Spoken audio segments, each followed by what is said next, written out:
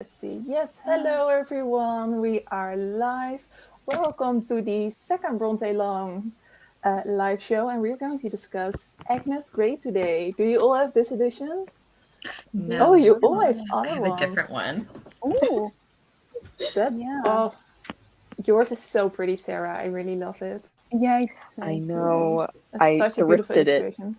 just for this copy. I wanted this one so badly. Is it sold out on other places?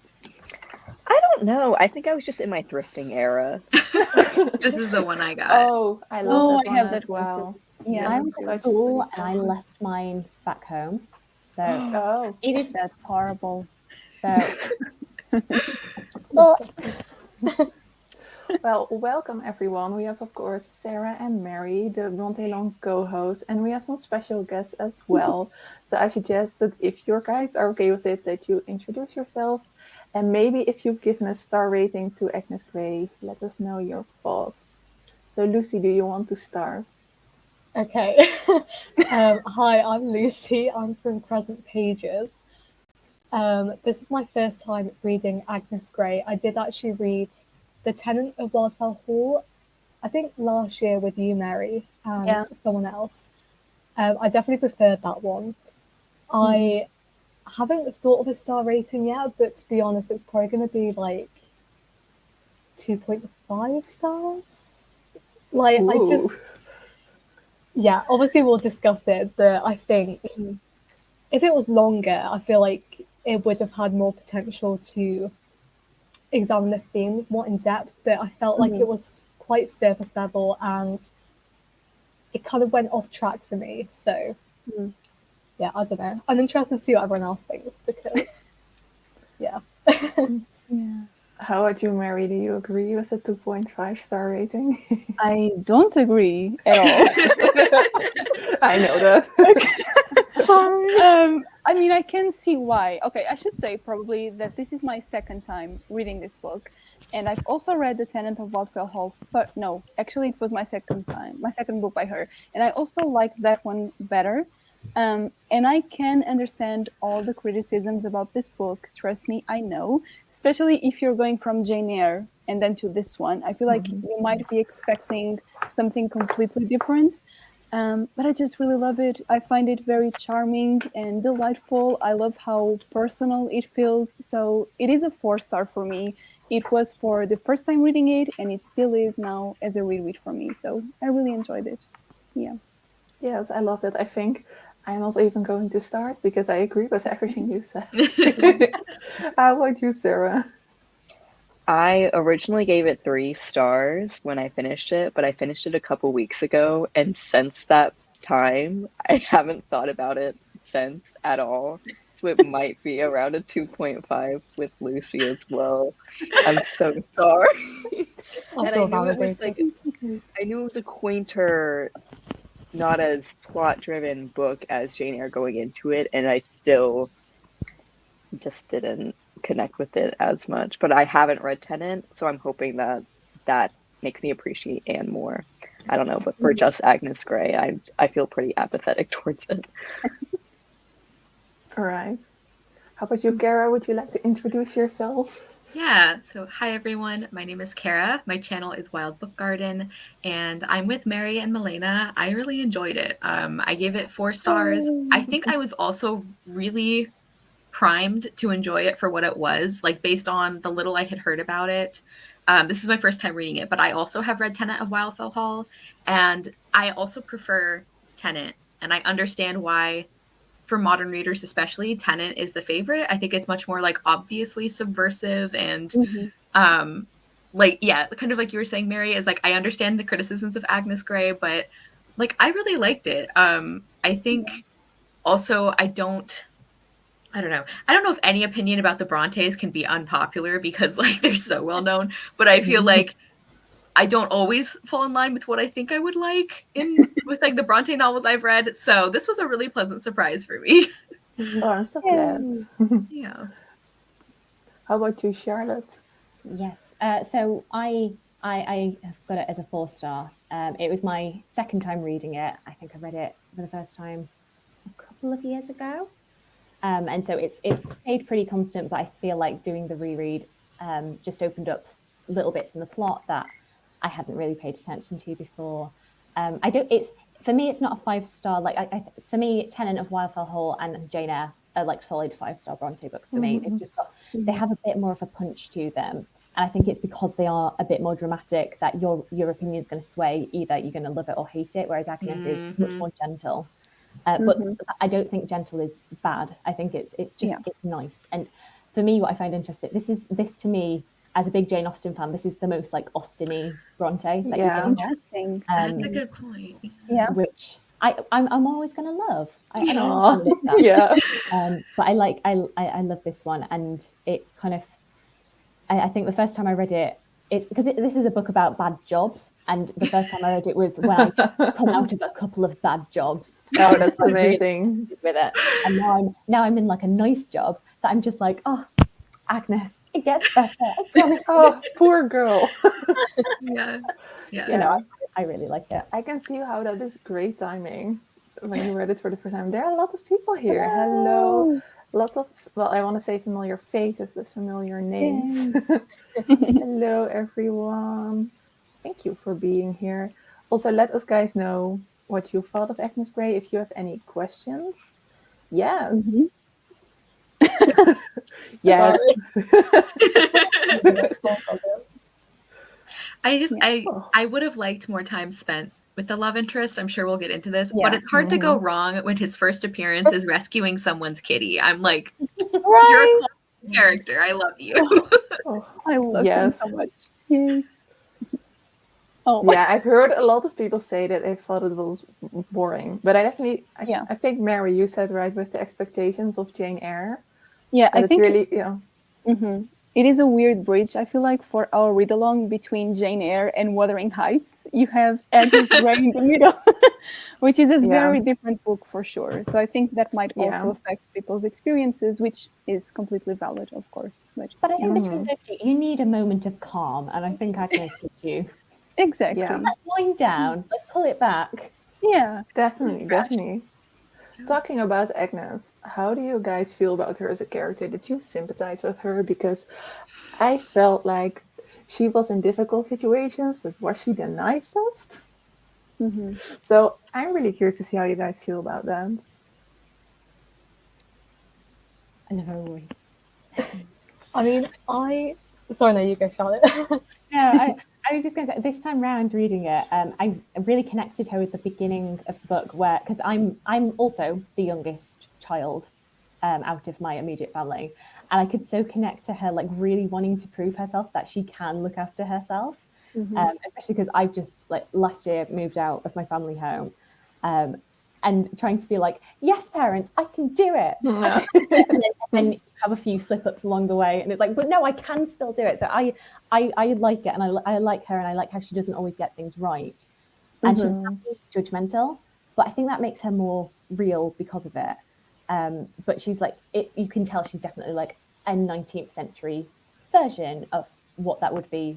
That kind of like falling upwards kind of. I agree with her there. With you, because I think indeed it makes her flawless, not flawless. I can see why you would say that. I did the first time I read it, I felt really, really sorry for her, but I think reading it now, I was definitely a bit more critical about how, especially in the beginning, how judgmental she was towards the children as well. Especially, I think, with the second family. I think we're going into spoilers now, just saying. I felt with the second family, she used some harsh words. And I think for a modern reader, maybe you would agree sooner with the parents, with them wanting their children to be more free. And she wanted to be very strict.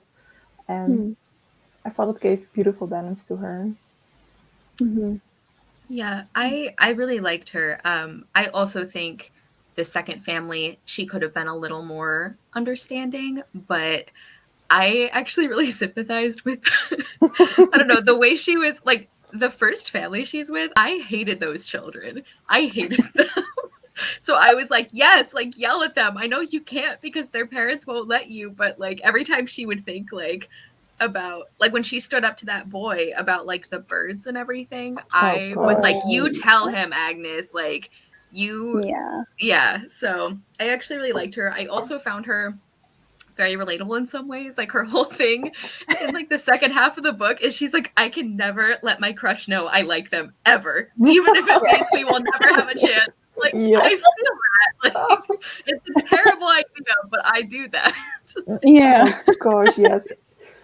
It is tragic, but how did you feel about Mr. Weston in general as a love interest? Well, Sarah? I love earnest characters who are serious. And so I felt sad that we didn't see more of him. Like, he came in mainly in the latter half, and I feel like that's why a lot of people might tend to like the latter half more than the first half. That definitely was the case with me. But when he saved her dog, I was so emotional. The best moment ever. I love it. Yes. Oh my god. Yeah. Yes, Aww. that is really cute. Yeah. Oh no. I also like when. Oh god. Oh wow. I guess no. I was okay with her being judgmental of the terrible people.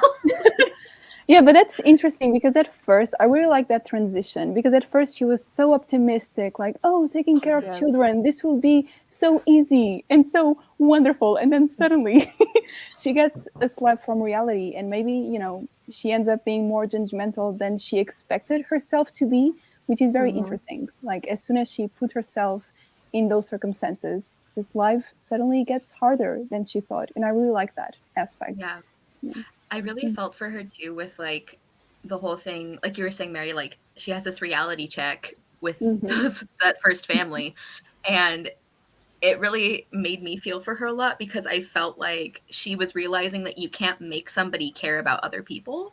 And that's something that I'm being reminded of a lot with, like, everything happening in the world, like, over the last several years. That's just something I really connected to with Agnes, is, like, she's like not able to understand how somebody could do the things that these people do, like, could have so little care for other people or animals or anything. And it's like, that's something I did connect with her for. Like, I felt for her. Definitely. Yeah, same. That's something I find really interesting in the novel, is that Anne Bronte sort of uses animals and animal abuse to gauge someone's moral compass throughout the book. Definitely. And that's why Mr. Weston is such an appealing love interest to Agnes, is because he's constantly being shown as being kind to animals, whereas there are, like, even side characters, like other farmers who are cruel to their cats that are mentioned, that are just not on the same level as Agnes and Mr. Weston. So in that way, they're very compatible. I think the cat kicking scene is what I remembered so well after the first time reading it. And I think it's not funny, but, like, Mr. Hatfield was, like, of a higher class, he kicked the cat, and then Mr. Weston, who was working for him, he was nice to the cat. And I felt in that way she played a lot with class as well. That we are assuming that a higher class, you know, means better pay in Agnes, her situation, but we also assume that everyone is nicer and kinder. And then you have Rosalind and Matilda, right? Oh gosh, I'm so bad at names. And they are very rude to the farmers. But also Matilda is at some point very rude to the animals. And do you guys know if that is something that happened more in Victorian literature, this kind of symbolism? I was very curious and too lazy to look it up. I feel like this was kind of around, I'm just, like, broad strokes here. I think this was around the time period where people were starting to see animals more as pets and less as, like, things or, like, tools to use. But it was still not super common, I feel like, at least based on things that I've read. And that's one of the reasons why I feel like, even though this book overall is not as, like, obviously progressive as Tenant of Wildfell Hall, there's like those little things where it's like, I feel like Anne Bronte was still, like, slipping in these, like, social commentary things that other writers maybe wouldn't have made part of the story at all. Like you were saying, Milena, she uses this as kind of a judgment for what kind of person somebody is. And even the little glimpse we get of, is it Rosamond? Which one after her marriage? Rosalie, right? Rosalind, yeah. Okay, I was like, it starts with an R. Like even like the little glimpse we get of what her life is like afterwards reminds me a lot of Tenant of Wildfell Hall. So I Yeah. feel like even though the story overall is much quieter and more gentle, there's still those little punch moments for me. Yeah, definitely. For sure. I also feel like it was very much a first novel, and we have, of course, just one other novel to compare it with. But if I feel like if she had written more, then she would have gotten to wish. such She's a so higher sad. level. Right? Yeah. I'm so sad too. Yeah. We have a lot of Mr. Western lovers. I Yes. think he is like one of the few Bronte love interests who doesn't have anything for which you're like, oh no, that's Yeah. not good. Literally. Yeah.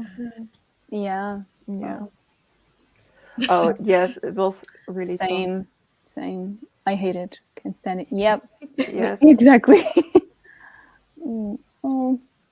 Yes. Tom, like, that child needs help. Like, but what you said before, like that he may be beyond help, and that is something that Agnes realizes. That's so I much. think what Yeah, go I ahead. really loved about this book was how it showed the importance of childhood and the impacts that education has. Like all the children that she's interacting with, it shows how if you don't have parental support or any kind of support as a child, then you can't develop into an empathetic person. And I loved how that was explored, because in this time period, education was just so formal and it had none of that, like the relationships that you form with children now when you're teaching them. It just didn't have that, like that wasn't an expectation. So like with this, even with like parents or teachers, it shows how like children aren't just being taught knowledge, they're being taught how to feel and how to socialize and how to be an empathetic person. And I really love how that was explored through the novel. That was probably my favorite part. I can actually also see, like, see that. Oh, from your perspective, Lucy, how that is such an interesting part, because of course you're a teacher to be. Oh yeah. What do you want to say, Sarah? I was just gonna say you can also see that at the end when she visits Rosalie after her marriage, and Rosalie's distraught with married life, and Agnes suggests taking pride in raising her child, and Rosalie's perpetuating that same standard where she's like, that's not going to satisfy me, so I'm not going to try and educate my child. And it's just like this cycle that continues about the lack of education and care towards children. yeah. Would you feel like that is also part of criticism on class? Because she talks about how she is very close with her mother and her sister, and everyone who hires a governess and is in higher class keeps that circle going of not being educated in that way. Yeah. I remember a quote at the beginning, I can't remember the exact one, but it was like when Agnes was trying to, it must have been with the first family, like she was trying to educate the children, like try to control them. And she's like, I don't understand how, what is it? She says, I couldn't imagine not having a kiss from my mother before I go to bed.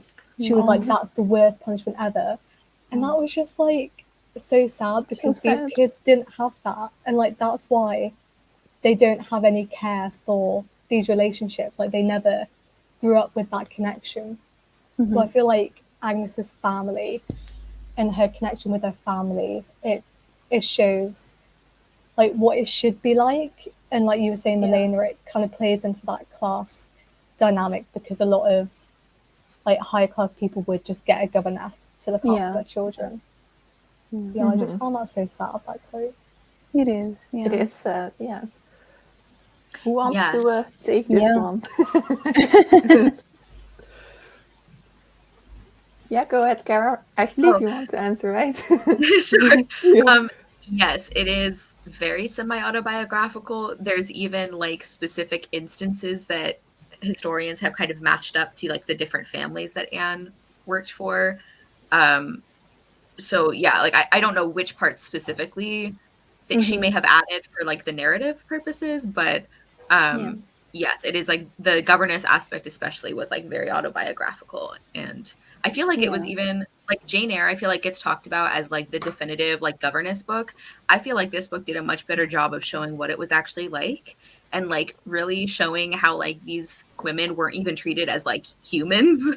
And one thing I really like is that Agnes is allowed to have this great love story, like, and it shows, like, one of the things I do like about Jane Eyre, even though it's not my favorite, is the way it like shows that even if you're like ordinary or plain or whatever, you can have these great, beautiful like love stories and like this beautiful soul and all of that. And I like that Agnes gets that as well. Oh, that's a beautiful thing to say. Yeah. And you feel like they're going to have a much more stable relationship than yeah. Yeah, bonus points for not having Mr. Rochester in a book. Like, Sarah disagrees. I hate that man. I'm sorry. Yes. You're not alone. It's okay. I love him enough. Just by myself. For all of us. Yeah, you keep him, Sarah. You can try and try, but Sarah will not change her mind. That's cool. Yeah, I agree. I think. I was just gonna say I cackled at the comment that said it's hard to find a flaw in a man that gives so little attention in the novel. Yeah. Yeah. Oh.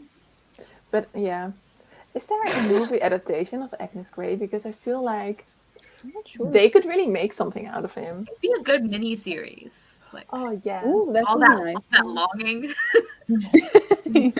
I feel like just Anne Bronte's books is just there's such a dearth of good adaptation. I feel like there's like one Tenant of Wildfell Hall that one is really good though. But I can't get over that the actress who plays her, she's Stannis Baratheon's wife in Game of Thrones, and she's not really person, and I can't get over. Oh, you're horrible in Game of Thrones. Yeah. Oh my god, that's so weird.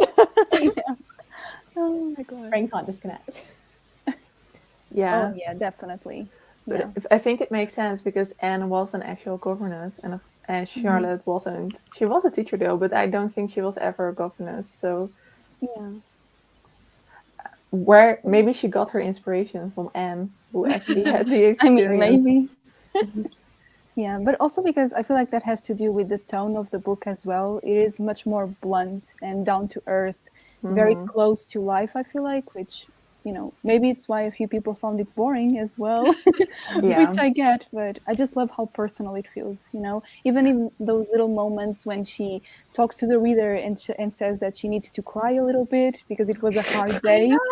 I really felt for her. I was like, girl, you are oh no. Yeah. Yeah, it's there's definitely nothing that is very romanticized. Maybe a little bit the end. Maybe it is, but that was okay. We earned that. Yes, Agnes earned that. Agnes did, yeah. Especially because he gave her dog back. I mean, and it almost made me cry as well when she said, I don't need him back because he has a good home now. And I was like, oh gosh, how can you become more perfect if you are so selfless that you don't even want the actual dog? Which of course he became hers because she married him. It worked out. Dog through marriage, Dog-in-law. I really don't want to start talking about Bridgerton right now, but oh my god. Oh god. There's a dog-in-law as well in Bridgerton, okay? I feel so alone in this. I don't know what you're talking about. I haven't watched it either, Mary. Okay, good. Just be careful around dogs and lakes. She did. All right. Charlotte was a governess. Oh, that is interesting. I did not know that. Hello, Lana. Hello. Okay, so go ahead. Sorry, Milena and I keep talking at the same time. I was just going to say the depiction of governesses in Agnes Grey, I feel like it's a lot more isolating as well because nobody cares about Agnes at the house at all. Like the parents don't, the children don't, not even the servants respect her. And that's something that I hate to keep comparing it to Jane Eyre, but in Jane Eyre, like she has Mrs. Fairfax and Adele really loves her, and you don't get that in Agnes Grey. And I feel like that's why it feels so much more real than Yeah. Jane Eyre, because you really feel how isolated Agnes is, and you can understand why she cries so much. She is so alone. Yes. Yeah. So how did you guys feel about the length of the book? Because I know that this is a big discussion and it is much shorter. I personally feel like, yeah, I could have done with more of Mr. Weston, of course, but I also felt it kind of had its purpose because I felt like I was reading a report, which of course feels quite bare. But for me, the most important part was the depiction of the governess and what that was like. And I didn't need the swimming romance, I think, for this book. But how did you guys feel about the length of the book that was so short? Yeah, I agree with you, Milena. I feel like she accomplished everything she wanted to do in such a short time. I do just really enjoy Anne Bronte's writing, and as we've been saying, we would have liked to see more of Mr. Weston. So in that sense, I wish it was longer, but I don't feel like it got shortchanged, really. Like, I think the characters, for me at least, I think they were well developed. I thought she did a great job with the themes. Like, I think she did a really good job of showing like a very slice of life story that still had like development and still had like movement, even if a lot of it was like internal character stuff. You know, there wasn't a lot of like action, obviously. But yeah, and I think that I've heard people say that Anne Bronte would be a good author for like beginners to classics, and I think you can definitely see that in this book because Yeah. it is very short. I feel like her writing is very clear and easy to follow. Yes, definitely. And this one especially, like being so short and so like specific of a story, like there's not a lot to keep track of. So I feel like if you're new to classics, this might be a good one. And yeah, I just wish she wrote more novels. I know. Yes. Oh, yeah. She died really young. It wasn't her fault, but No. Oh my god, that's terrible. But that as well, she wrote it when she was very young as well. I feel like I'm judging all these books, but all these women were younger than me when they wrote it. that's true. Crazy. Yeah. Yeah. I always like longer books, so I wanted more. Yeah. And I really struggled to see Agnes grow as a character because right off the bat, she's already very optimistic and tenacious in what she wants to do. So the only really point of growth that I saw from her, and maybe someone else can point something out and help me out, but when she visits Rosalie and she's like getting a tour of the house and she says I didn't want to compliment the rooms, but it's like something that I can do despite my pride to make her feel better. Yeah. And that was nice, but other than that, I didn't really like notice much growth. And I think that's why I wanted just more out of the book. Yeah, I think I agree. I feel like it's probably personal, but we start off with Agnes with like all of this optimism, and it's about her wanting to be independent. She goes off and she has those experiences. But like towards the end, I feel like we kind of lost her as a character. Like she didn't feel active, and I feel like the trajectory, I don't know, I kind of wanted it to explore more of the governess experience and more of her, like as a character and her reactions. I feel like everything was happening to her, and she had these internal thoughts, and like that's great. But then towards the end, it was all about Mr. Weston, and I was just like I'm not saying that I didn't like the romance, but I feel like it just felt very first half, second half. And I would prefer like a consistent flow throughout it where Agnes was more of a prominent focus.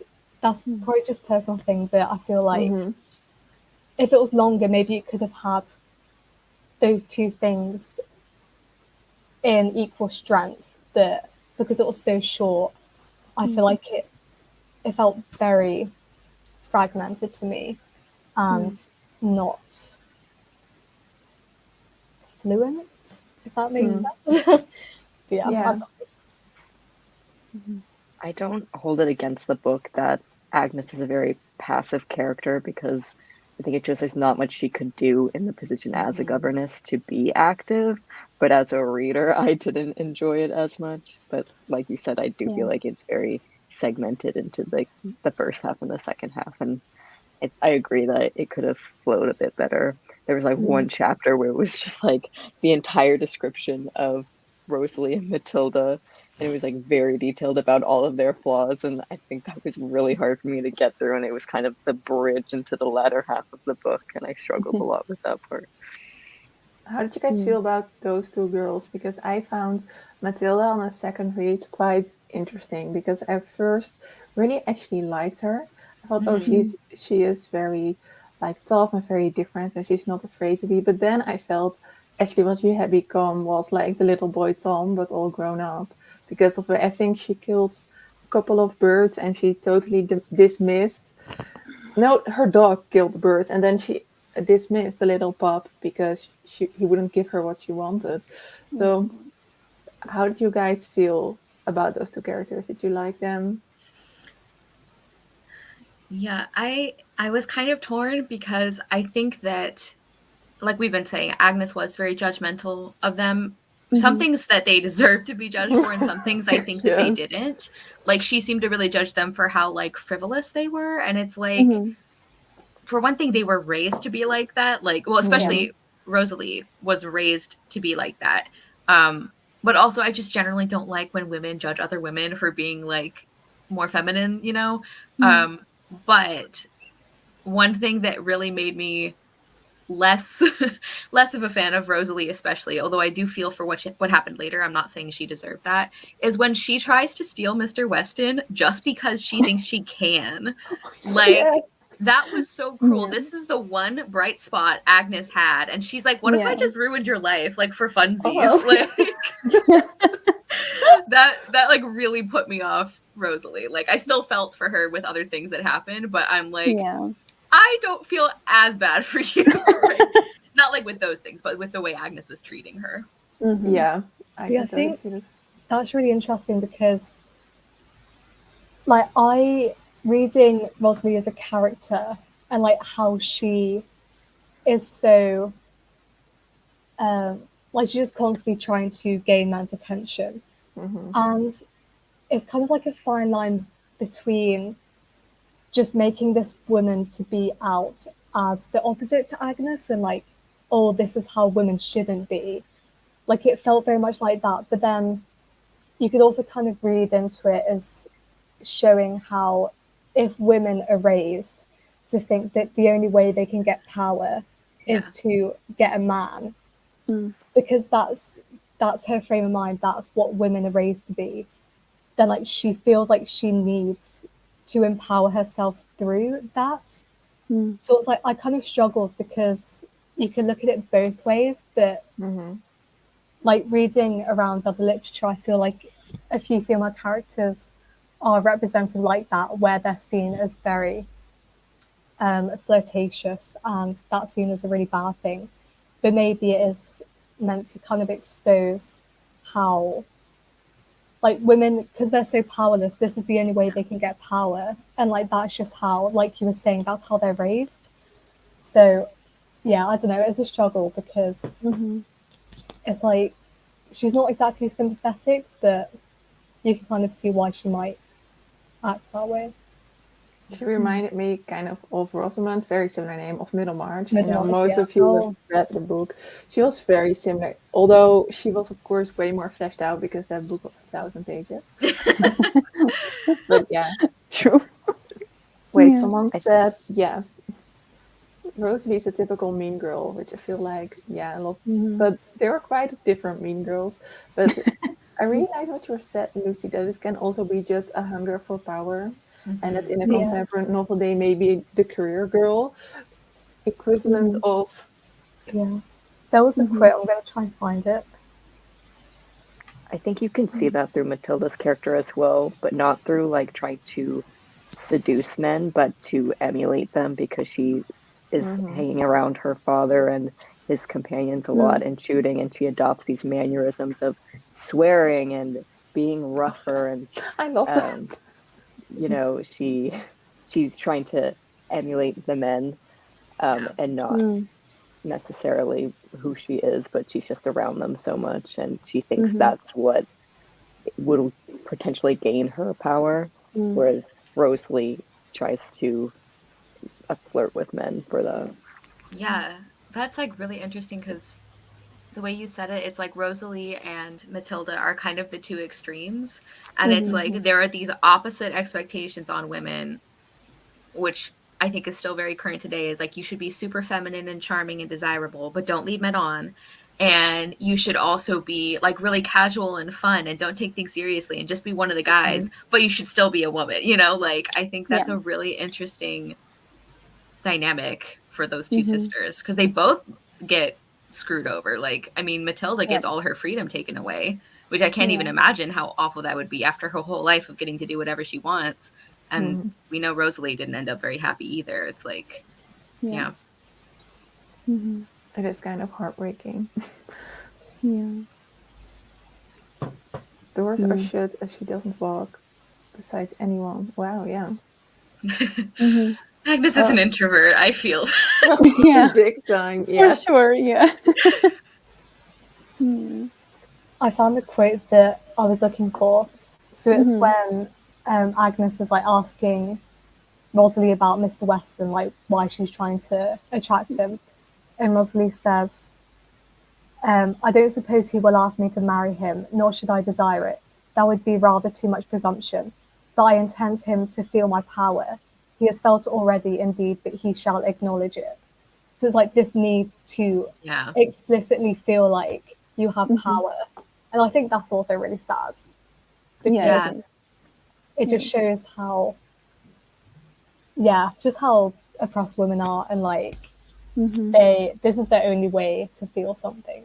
That scene where she turns down, was he the rector, like the man that she actually did like? That scene where she turns him down and she's like bragging to Agnes about it, about like she's like, I loved him, but I said no, like I told you I would. And Agnes is just here like, why would you do this? Like, but she thought she had to, and she like, that was one part where I did feel really bad for her because like she did this knowing it was going to make her unhappy, but she never questioned that she needed to do it. She's like, I'm going to be strong enough. And it's like, well, you shouldn't have to be strong enough for that, you know?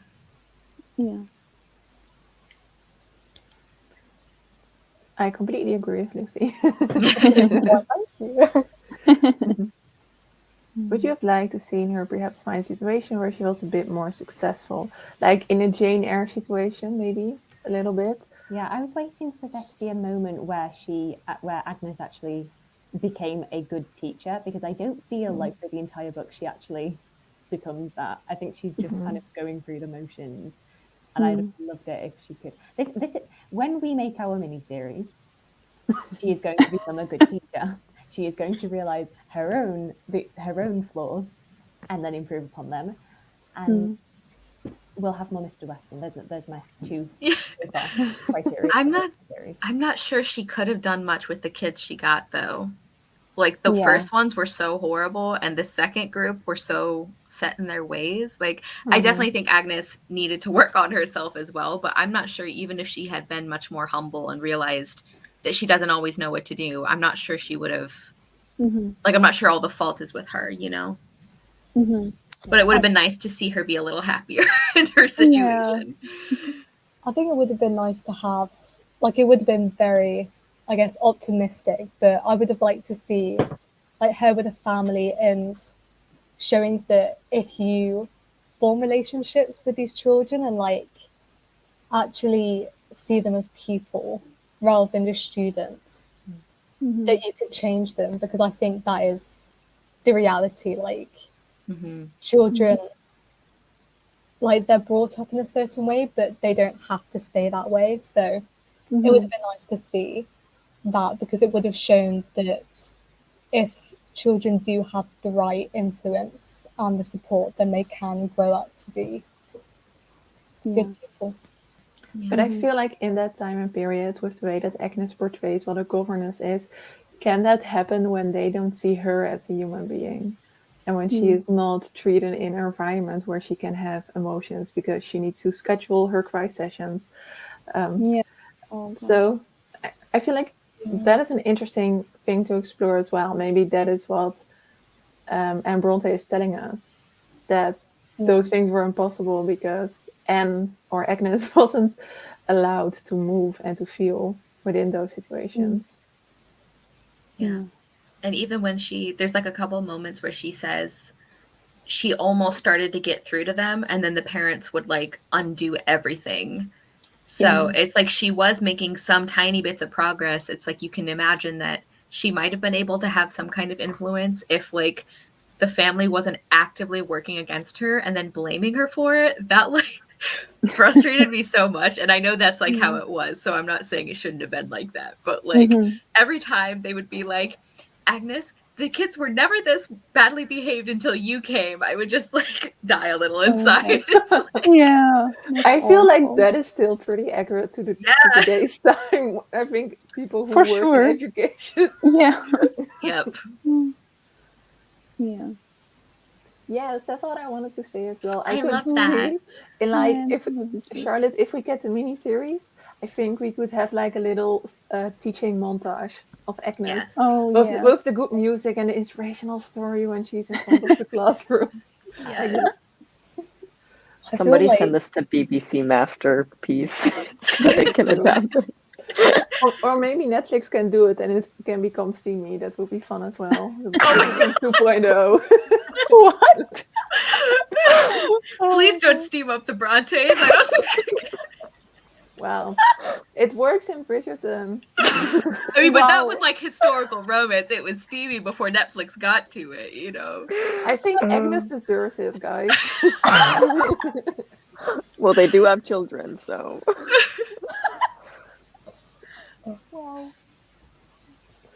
Well, no, that's a big miss. I think there was a finishing school for Governesses, but maybe later. I remember reading about it. Charlotte, you must know this. Was there like a finishing school for Governesses? Sorry, don't feel any pressure. I'm sure for some, but I feel like for her it was just like, I know what I'm gonna do. I'm gonna teach. I did good when I was at school. Let's go teach people. Can you imagine any of us doing that today? Just, what shall I do? Well, I guess I'll just teach. I'll be a doctor. Things like that.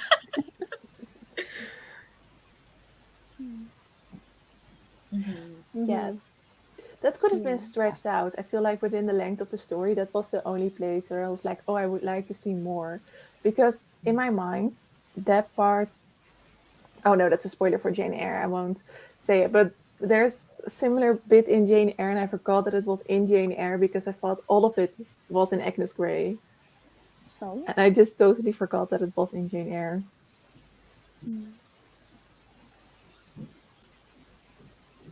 No.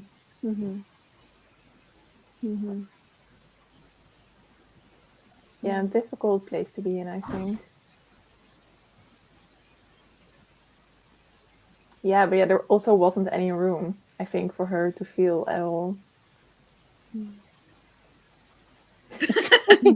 Yeah. Oh my gosh, when he The helped her into the hand-holding. carriage. I know. I was so happy. The best scene. They had contact. Right? Oh my god. Yeah, that was one thing is like, I loved every time we got to see their actual conversations. And then there were the parts where she's like, and then we continued to talk about books. And I'm like, tell me what you said. I want to know. Because I really liked their scenes together. Yeah, there was one part where she was like, oh, he said something, but the reader won't care, so I won't say it. And I was like, Excuse me? The reader cares! Yeah. Yeah. Feel that, yes. I think it helped that I went into this knowing that the romance was super, super minor, so I didn't get my hopes up too much. Like, Exactly. Yeah. Yeah. Yeah.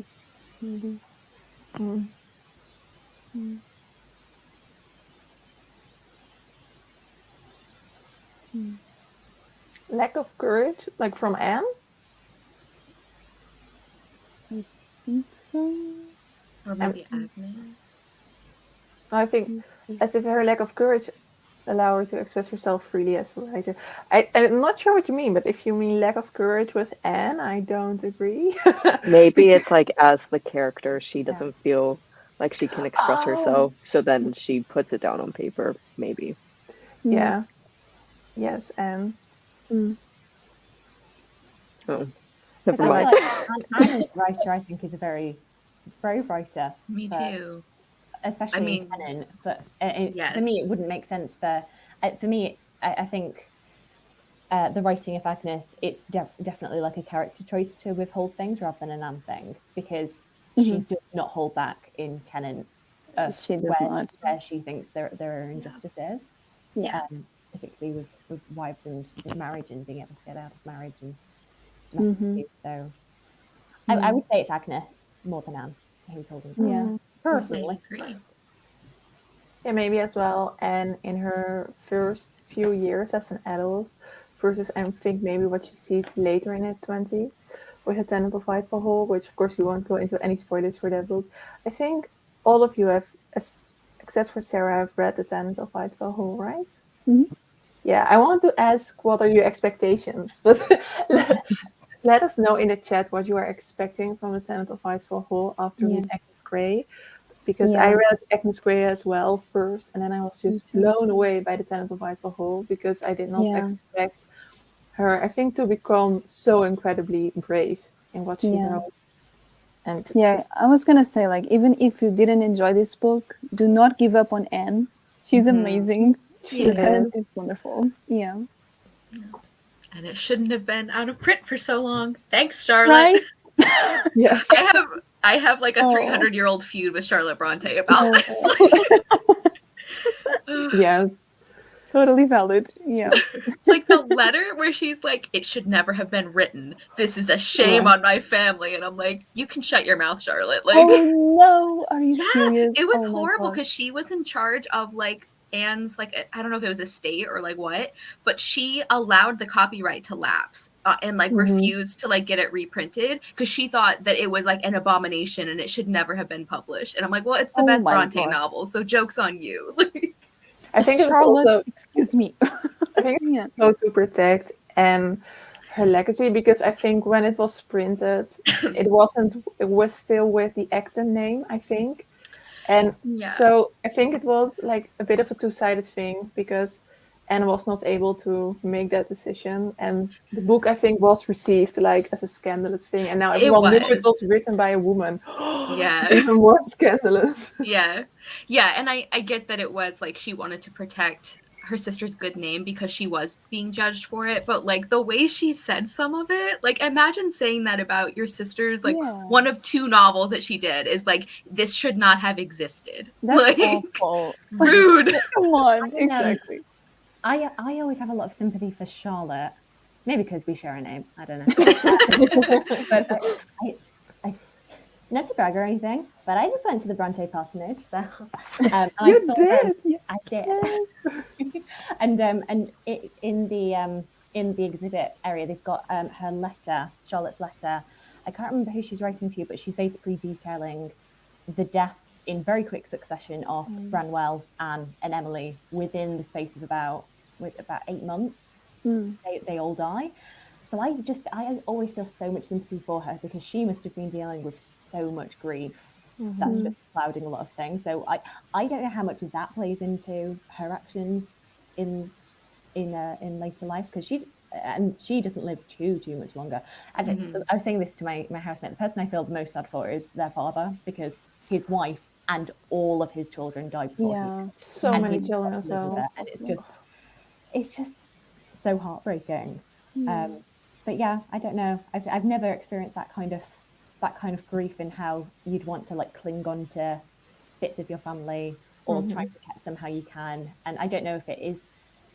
I don't know. I need to read more about it, but I don't know how much of it is like protecting herself and trying to and selfish on her part, and how much of it is protecting her sister's memory. I don't know. But well, and like Cassandra Austen burning Jane's letters, you know, like that was something. I know it's a huge loss for us, but like that was something women did. Like it was like a gesture of love to like protect their image. So I understand part of it is from that. I think, and it's just sad because it lasted so long. Like the obscurity of Tenant of Wildfell Hall lasted so long, you know? It wasn't just like, it was hard to find the book for a few years. It's like, nobody knew who Anne was for a while. Yeah. But yeah, you have a very good point about the grief she was suffering. Like, not the best situation for making really big life decisions. I think for me, I'm just like, I love all of them, and I want justice for Anne. Always want justice for Anne. Yeah. But you'll never get me to choose my favourite because for different reasons. What was it like to walk there? Because you've read the books, you know so much about them. Oh, I'm so happy. And there was the outside one of the schools that Charlotte taught at. They had like a little engraving of "This is where she taught in 1840," and just like walking and looking out onto the moors and like driving past. You're just like, yes, I can see what she was seeing. And I mean, I'm from West Yorkshire, so I've always been able to see a lot of it. But no, it's especially having read most of their books. I've still got 2 of Charlotte's to do. It was just lovely, and just have a wander around and go. It was going into where they into the little parlor room, which is where they wrote their books. Oh yes, I was like, the room where it happened. Oh my god, that's amazing. You imagine all of those books being written in that room and then writing them at the same time. It's such a small room, but yeah, just like so much. You could feel. You just there was like a buzz in that room for me. Oh wow, it was lovely. I I recommend. am They have a deeply schedule. jealous. yeah. I went back home and I was being a tourist in my own place. So I went there. I went to Shibden Hall, which is where Anne Lister lived, and then I went to York, and yeah, it was a very, very nice week back home. Oh. Recommend. West Yorkshire is great, as is North Yorkshire, but Yorkshire, great. So please, and then come visit me.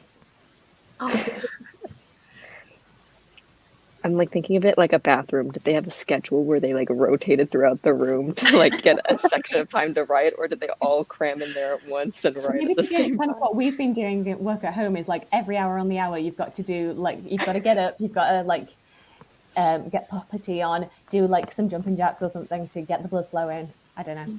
What was that routine? Go for a walk. Yeah, being like, Emily, it's my turn to change the face of English literature. Get out of the chair. Oh, we have some people who are also angry. Yes, Christina. There are moments where I looked into that comment section and I was like, what? No. Why do you all this? Oh no. Yes. Readers I was the just writer must thinking have about bribed that. the governess, yeah. Yeah, I was just thinking about like this is a very like female centered, like very like understanding of what women go through book, and the fact that it fooled readers is Yeah. funny. Wow. Yeah. But also because in the introduction of the edition that I have, the Penguin edition, it said that a lot of people said that it was not that bad and couldn't be true, and this man didn't know what he was talking about, and it was just her talking about her own life. Wow. Yeah. Yeah. Honestly, Alex's mother yeah. was my favorite character. I can see She's that. wonderful. Yeah. Also that she denied luxury over and over for her own dignity. I'm like, I don't know if I could have done that. That is amazing. Oh, but I love that. I love that so much. Yeah, I love the like subversion at the beginning where like you're hearing about their life and how they got married against like recommendations, and you expect it to be, at least I did, expected it to be like, and this is why they were unhappy for their marriage, and it's like actually they were great. Like their children grew up very loved, they had a wonderful marriage. Like I just really liked that. Yeah, me too. This book wouldn't have existed the way it does without Charlotte, because apparently she edit the Tenant? I didn't know this. I think, or did they mean Agnes Grey, maybe? I think it's Agnes Grey, maybe. I don't know. Yeah. I also wouldn't know. We didn't know that, yeah.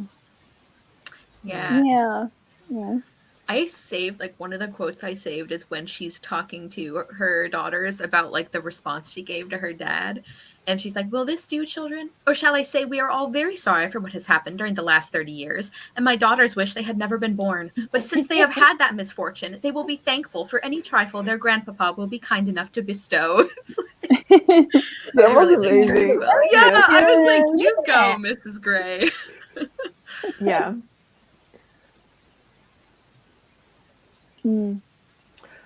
Yeah, but it was already shared with the world, though. So it's not like with Cassandra that she actually shared letters Like as her private private. property. Yeah. Yes, that quote from Anne. That woman was amazing.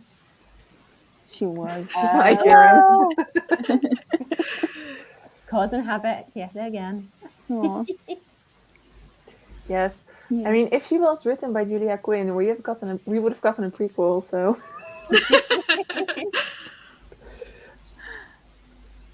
Oh, I love this comment. Yeah. Oh, yeah, they're pretty can similar. I talk about? Yeah. We can do spoilers on this, yeah. From which book? From Agnes. Oh yes, of course. Yes, yes. Yeah.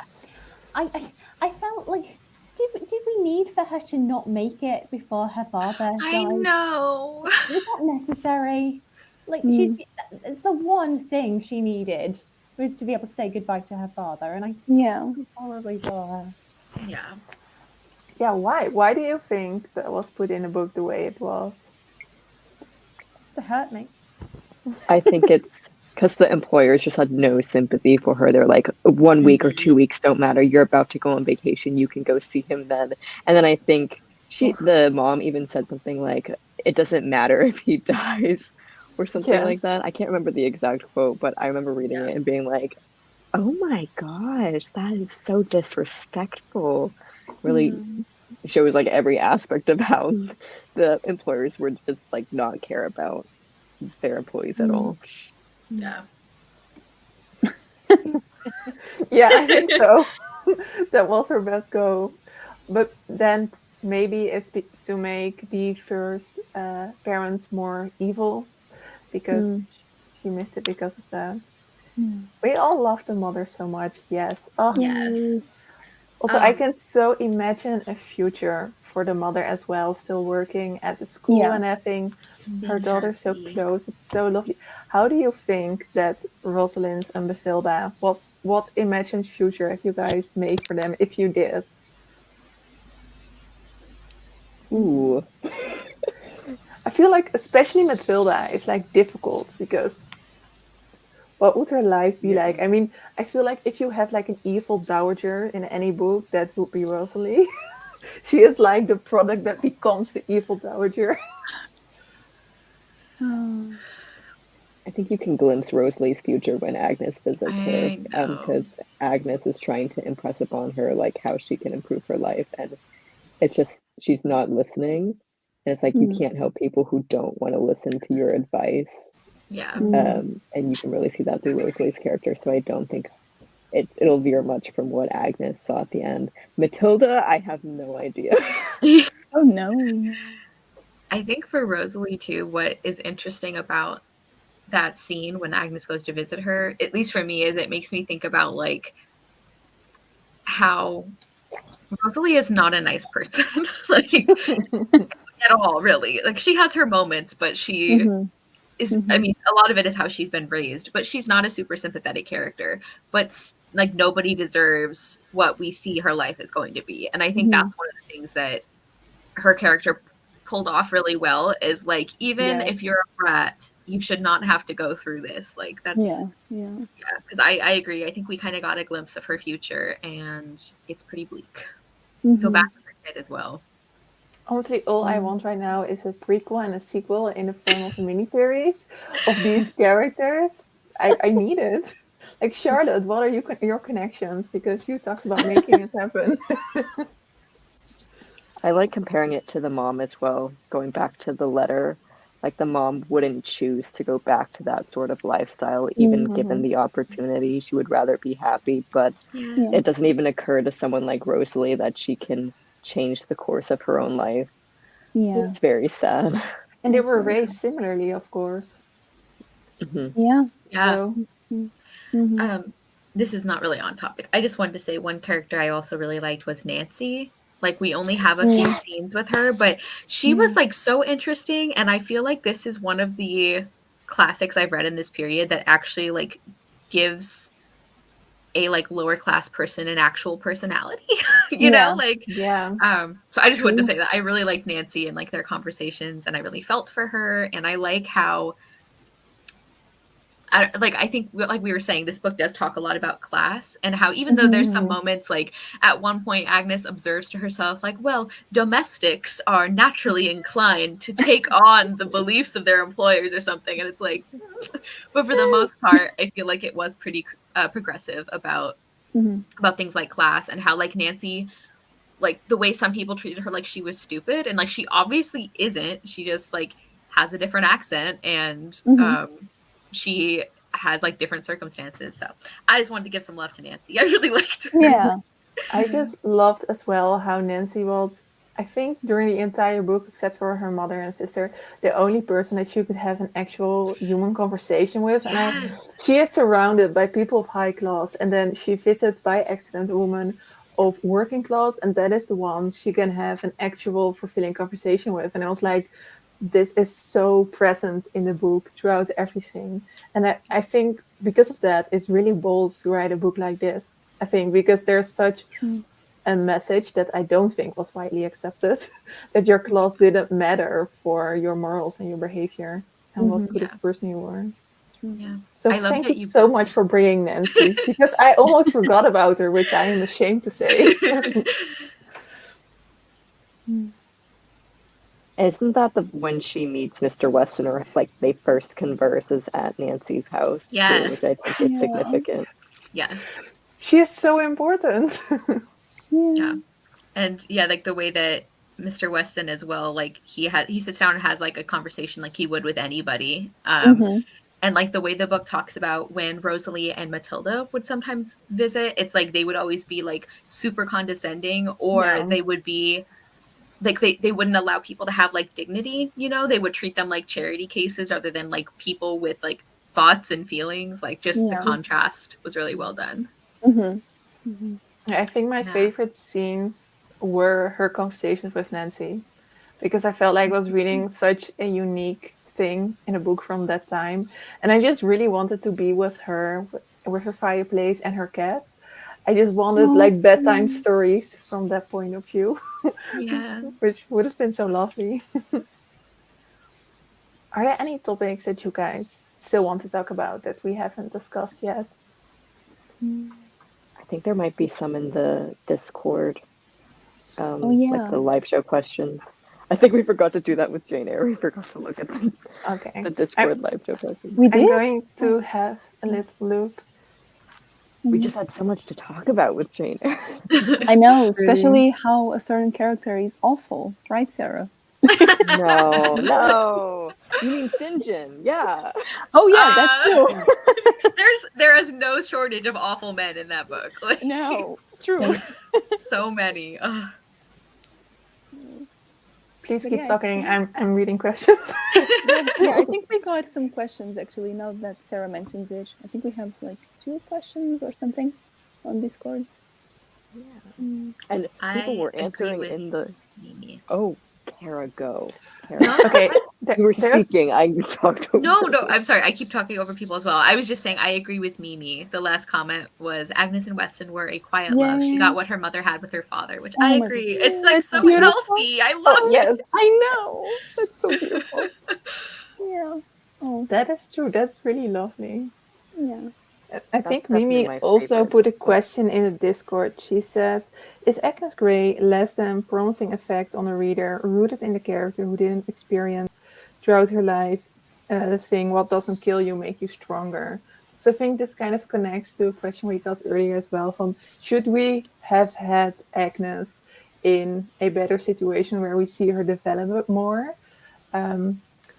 Yeah, it's an interesting thing to think about, even though I felt like we did get some character development in the sense that she is developing in a professional way, because first she feels like, oh, this is going to be amazing, and then she alters her expectations. She learns to only give what is asked of her and not more, and she starts to learn what is asked of her. But it's definitely, this could have been a part 1 in a series, I think, and she could have developed more in part 2, and maybe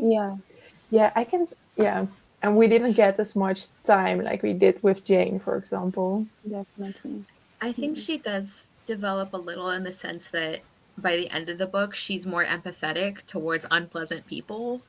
Like, it's not like a main focus of the book, so I agree she's like a fairly static character, which is funny because I normally don't like that. Like, I'm really big on character arcs, and like one of the reasons I'm not the biggest fan of A Little Princess, but I love The Secret Garden. Kara. I know. I need to reread it. I think I'd appreciate it more if I reread it. But like, one of the things that, like, Mary Lennox is a little brat, like the main character in The Secret Garden, and I kind of love her for it. Like, she grows so much, but by the end, I always say that, like, I still feel like she could yell somebody out of a tantrum if she had to.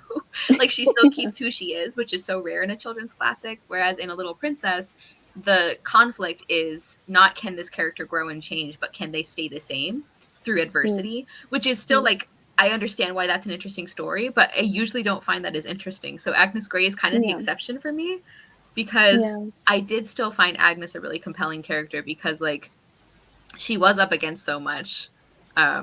Like she had all these ideals and morals and beliefs, but then it's like, what do you do with those when you are faced with people who just refuse to like believe you're a person, you know? Exactly. Yeah. And I feel exactly the same way, Cara. I feel like this is the exception for me as well, because usually I also prefer stories with this big character development. Yeah. But the way I look at this book is that I feel like I'm almost reading like a page of her diary, and she just needed to vent, you know, and that's what we're reading, honestly. And she had such, you know, a different idea of education and family because of the way she was brought up, and then suddenly she's faced with this reality that she doesn't really know how to deal with, and I feel like that's what we are reading about. So maybe that's why it lacks some of that character development, but it just feels so personal and so relatable, I feel like, that I kind of just appreciate it for what it is, I feel like.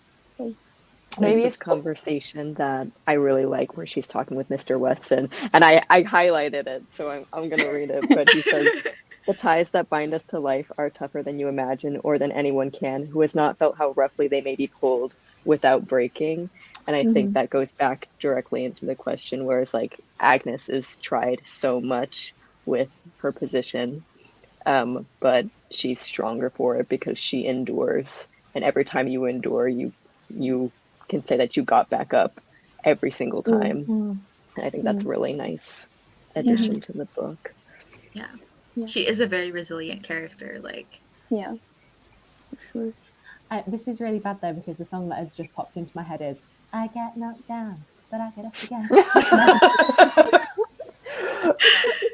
Me too. When I just read the sentence, "What won't kill you make you stronger," it just kept on going. My stronger, yeah. I'm so distracted right now. Are we making a playlist for Agnes Grey? Oh no, that would be fun. Oh my god, we should totally make a playlist for each book. Why are we not? Yes, right. It would be so Wuthering Heights. Wuthering Heights would be the most perfect one. Yeah, that's. What did you say, Mary? I'm sorry. Sorry, I was just gonna say, like, the playlist for Wuthering Heights is gonna be the best thing ever. I have ideas already. Yeah. Oh my god, exciting! Oh, and we also need an amazing, like, dark, spooky ambience. Yes, for that one. yes. Oh my god, I'm so excited. I won't write it. I have sometimes just counted the hours it would take me to read a book and just made a playlist on YouTube with ambiances, like to make it fit the chapters and everything. It's too much, but it works on a reread because you know what to expect. Yeah. Oh, I love that. For Wuthering Heights, I listened to... Mary, do you know this person? Ludovico Einaudi. Yes, of course I do. I listened to... Sorry, I'm way too excited. Okay. He's ready. Okay, I'm ready. I listened to 4 Dimensions on repeat while reading Wuthering Heights for the first time, like the whole book. I highly suggest it for next month. If anybody listens to music while reading, it really throws you into the mood of Wuthering Heights. Yes. So it has to be on the playlist. Yes. Okay, so if there's going to be a playlist, we will put it in the Discord, the link. I think we'll make like a Spotify playlist, right?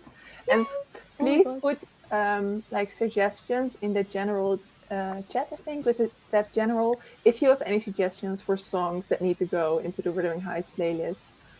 I think that is going to be the easiest book, but I'm loving this already. Yeah. Wuthering Heights has to be the song Wuthering Heights. I mean, has to be. obviously. Oh yeah. Clearly, that has to be number one. I love her dancing in that video clip. It's so over the top. It's so extreme. But it fits. It fits. My friend Katie, whenever Kate Bush comes on, she just goes into a trance. And it's just like... you have to, whenever there is a wedding or a party, you've got to put that song on just to see how possessed she looks whilst this song is on. It's beautiful. Oh, I love that. For those who are going to read Wuthering Heights, both here and in the chat, are you looking forward to it? Have you read it before? Me and Kara just drama. talked about this ready. yesterday. So ready. Oh my God. We were just talking about it. Yeah, I'm excited. It's one of those books I love in spite of all reason. Like, I know, same. like people, it's one, like there are some favorite books where people say they don't like them, and I'm like, I don't understand. Wuthering Heights is one where every time somebody talks about what they don't like about it, I'm like, you are correct and I agree with you, and it does not matter at all. Like, Exactly. it just gets me in my emotions. So yeah, I'm pretty excited. I know. I love just how vile that book is and how Right. dark. I don't know why, but I like that about it. I love that about it. Yes. Like the way she can write beautiful sentences about horrible people and like you still feel like a tiny bit of sympathy for them. I don't know. Like it's impressive for me. Lucy's like, no. Okay, I've got another book. No, you hate it, Lucy? I've read it quite a few times because I studied it. Oh, really? Oh, yeah. I just don't like it. Like, I understand why people like it, but no. That's okay. Polarizing book. It is very polarizing, yes. Yeah. Is Kieran still here? Because I know he's got like very strong opinions on Wuthering. He has so many strong opinions about books I love.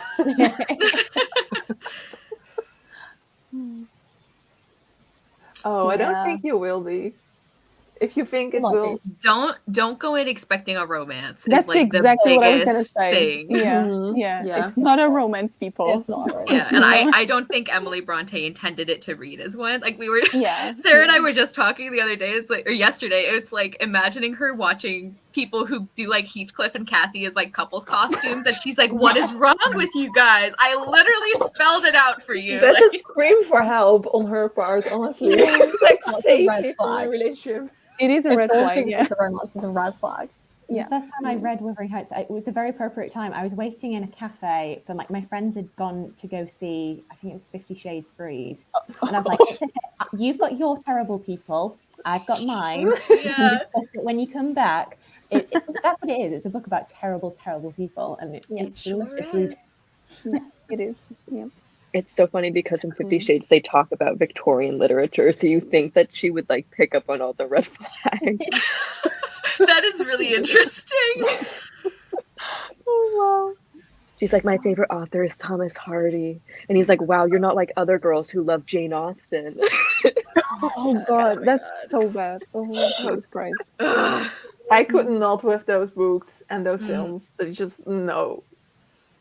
Good for you. I think 14 is very young to read about Heathcliff. That's when I read it.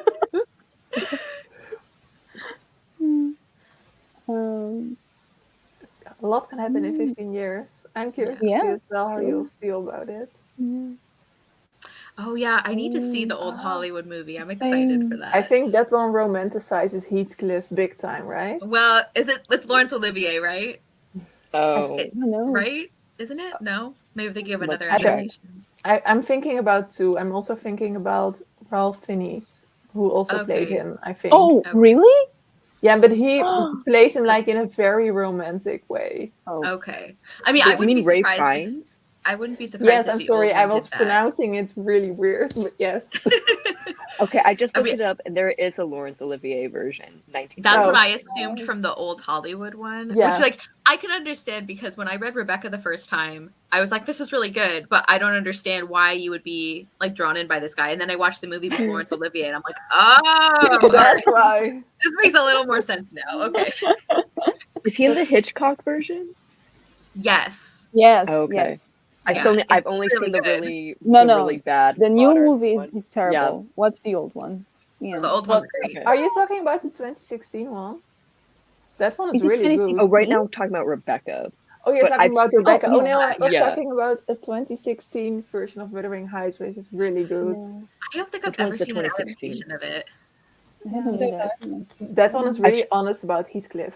I've But, seen like, the one not with too Thomas biased. Hardy. Wait, which one's 2016?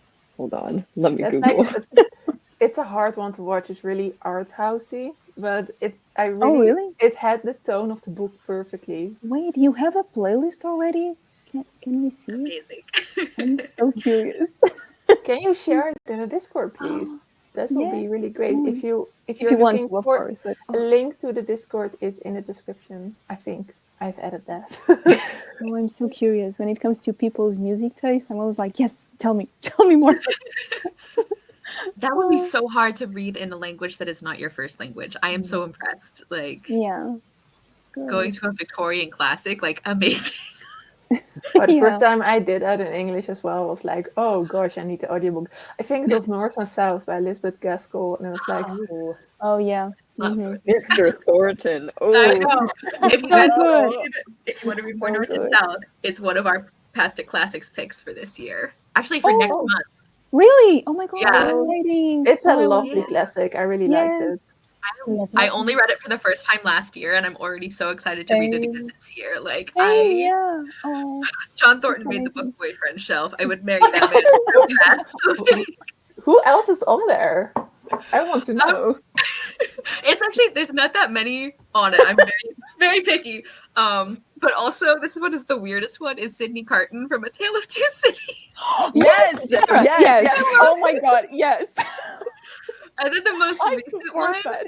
yeah, the most recent one, and the only one from a contemporary is Leon from The Flat Share. I really love him as well. He's so sweet. Oh. But usually it's like fantasy and historical fiction and classics. There's like one contemporary on there. Yeah, same, honestly. Will Ladislaw for me from Middlemarch. Oh. Will, wasn't he the one who gambles? No, that's Fred. No. Melina. I am so confused. Honestly. That's the gambling one. I think this was a moment where Sarah was like, you're going to hate all my favorite male characters when I started reading Middlemarch, because that's usually how it works. I mean, I do love Yeah. Fred. I'm Oh, just really yes, that is other Fred. people like Sydney. Like, I had to talk about him in mid-year book freakout tag for like the most recent fictional crush. And I'm like, don't look at me. He's just so earnest. The earnest characters are the best. I know. I know. I mean, Yeah. you cannot knock the dedication he has. Like, Oh my god, yes. yeah. I was just It's gonna say, this isn't Wuthering Heights, but I'd gotten my mum during lockdown into Jane Austen adaptation. Oh. She's not. I don't think she's read the books yet, but she has watched like almost all of the like major adaptations of Jane Austen. Oh, yeah. So when I was like, "Oh, would you be interested in watching Jane Eyre, the 2011 one?" She was like, "Oh yes." And then she came out of it like, "This is not. No, this is not like Jane Austen at all." I was like, No. "Oh, sorry." Sorry, it's not. They always get compared because they're just books by women, like written in Yeah. roughly the same period, and it's like totally different focus, Mhm. totally Totally different different. intention, like apples and Yeah. oranges. Yeah. It does make me Absolutely. realize how unique Jane Austen was. Because now, like, with more contemporary writers, she doesn't feel that unique. But when you read more from that period, you notice how unique she was. Mm-hmm. Ah, Jane Austen. Yeah. Oh my god. Okay. What? Oh my god. Oh, I'm so happy. Yay. I have no idea what this is about. Oh my god, Melina. Everyone go and watch this movie. Right now. Shall I go right now?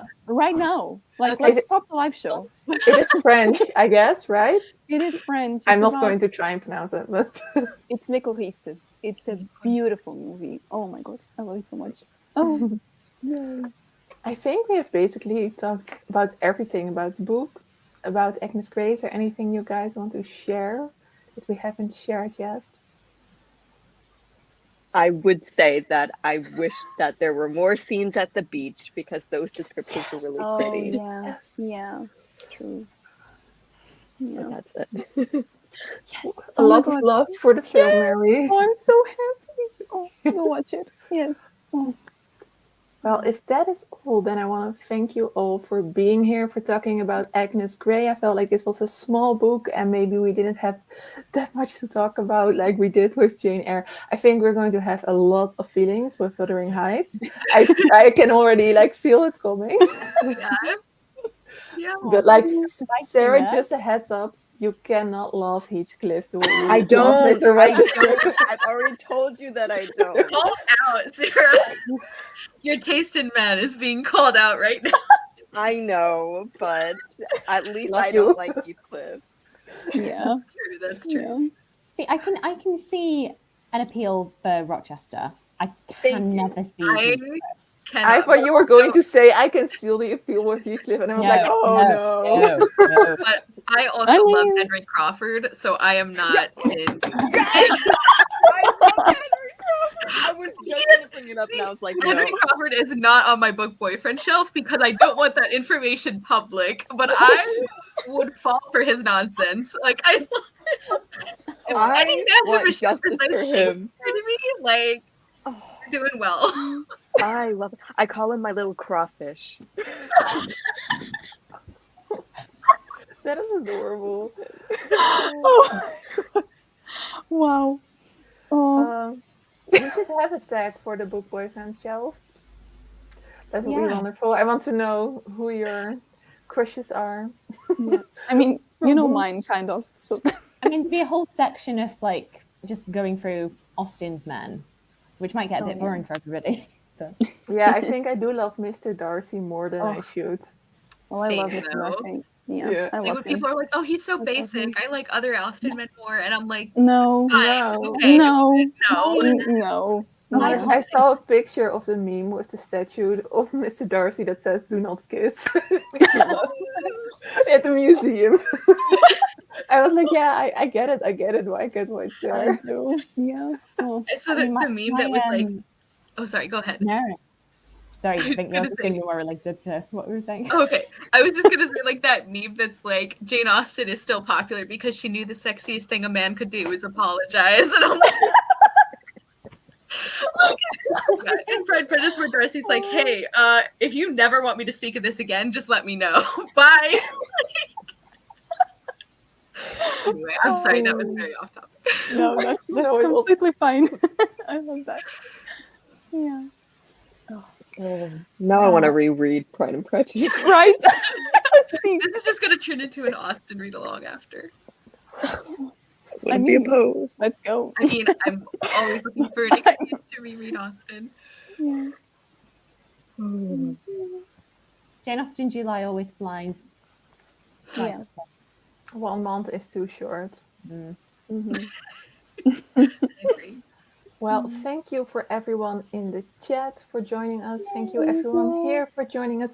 And we will indeed see you all for Wuthering Heights. I think we will do some reading sprints again. If we can make it happen schedule-wise, which has been a bit tricky, but we will give you some reading sprints again, promised. So see you all soon. Bye. Bye, everyone.